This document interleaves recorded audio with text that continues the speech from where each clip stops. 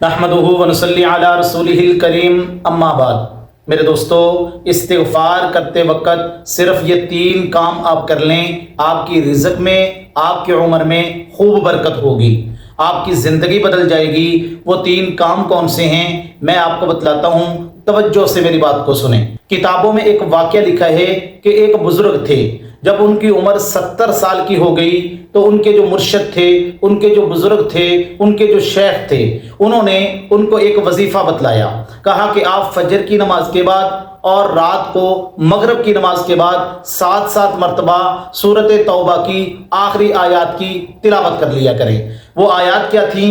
لقد جاءکم رسول من انفسکم عزیز علیہ ما عنتم حریص علیکم بالمؤمنین رؤوف الرحیم فإن تولوا فقل حسبی اللہ لا الہ الا ہو علیہ توکلت وہو رب العرش العظیم۔ ان آیات مبارکہ کو 7 مرتبہ صبح و شام آپ پڑھ لیں، جب تک آپ پڑھتے رہیں گے آپ کو موت نہیں آئے گی۔ اب یہ بڑی عجیب بات تھی۔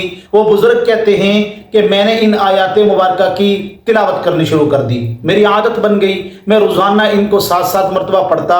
اس کا نتیجہ یہ ہوا کہ میری عمر 140 برس ہو گئی۔ اب یہ ارذل عمر کو پہنچ گئے، یعنی اب 140 سال کا جو بندہ ہوگا، اب ظاہری بات ہے وہ اپنے آپ تو کچھ کر نہیں سکتا، اب ہر کام کے اندر دوسروں کا محتاج ہوتا ہے۔ تو ایسی عمر سے اللہ کے نبی علیہ السلام نے پناہ مانگی ہے۔ اب جب اس عمر کو پہنچے تو یہ بڑے پریشان ہو گئے کہ ہر معاملے کے اندر کسی نہ کسی کی محتاجگی اٹھانی پڑتی ہے۔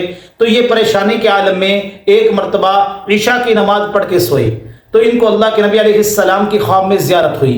انہوں نے کہا یا رسول اللہ صلی اللہ علیہ وسلم، میں اپنی ارذل عمر کی وجہ سے بڑا پریشان ہوں، مجھے بتائیں میں کیا کروں۔ اللہ کے نبی علیہ السلام نے فرمایا دیکھو جو سورۃ توبہ کی تم آخری آیات پڑھتی ہو نا، ان کی تلاوت کرنا چھوڑ دو، اللہ تبارک و تعالیٰ اپنے پاس آپ کو بلا لیں گے۔ اب کہتے ہیں کہ دوسرے دن جب وہ اٹھے تو انہوں نے سورۃ توبہ کی آخری آیات کو نہیں پڑھا، تو اسی وقت فرشتہ آیا اور ان کی وفات ہو گئی، اللہ نے ان کو اپنے پاس بلا لیا۔ تو بزرگان دین نے لکھا ہے جو بندہ روزانہ سورۃ توبہ کی آخری آیات کو 7 مرتبہ صبح و شام جب تک پڑھتا رہے گا اس کو موت نہیں آئے گی، اور جس دن موت آنی ہے اس دن اللہ کی طرف سے یہ آیات مبارکہ کی تلاوت اس کو بلا دی جائے گی، یعنی جب اس کی موت آنی ہے وہ بھول جائے گا، خود بخود اللہ اس کو بلا دیں گے۔ تو جب تک پڑھو گے آپ کو موت نہیں آئے گی۔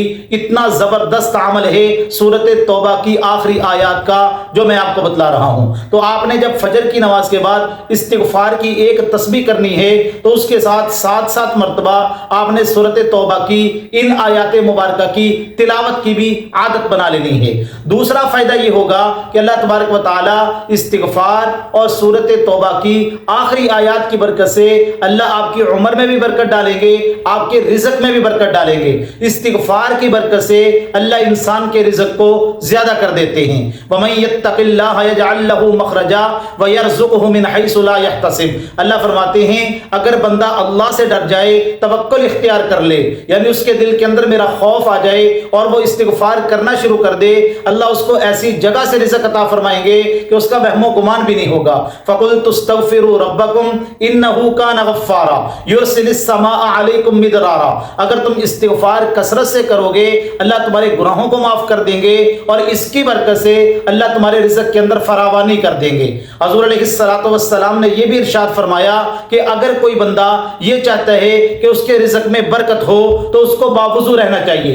اللہ کے نبی علیہ السلام کے پاس ایک صحابی ہے، کہنے لگے یا رسول اللہ صلی اللہ علیہ وسلم، میں رزق والے معاملے کی وجہ سے بڑا پریشان ہوں، میں بہت کماتا ہوں لیکن پتہ ہی نہیں چلتا، گھر کے اندر بے برکتی ہے۔ میرے نبی علیہ السلام نے فرمایا کہ تو ہر وقت باوضو رہا کر، اس کی برکت سے اللہ تیرے رزق کے اندر اضافہ کر دیں گے۔ تو میرے دوستو آپ نے 3 کام کرنے ہیں، ایک تو صبح شام ایک تسبیح استغفار کی کرنی ہے اور سورۃ توبہ کی آخری آیات کی تلاوت کرنی ہے 7 مرتبہ، اور تیسرا کام آپ نے ہر وقت باوضو رہنا ہے۔ یہ 3 کام آپ کر لیں اور ان کو زندگی کا معمول بنا لیں، پھر دیکھیں اللہ کی مدد کیسے آتی ہے، آپ کے رزق کے دروازے کیسے کھلتے ہیں، آپ کے لیے اللہ کی طرف سے رزق کے انتظام کیسے ہوتے ہیں، اور اللہ آپ کی عمر میں بھی برکت ڈالیں گے۔ اللہ تبارک و تعالی ان باتوں کو سمجھنے کی توفیق عطا فرمائے۔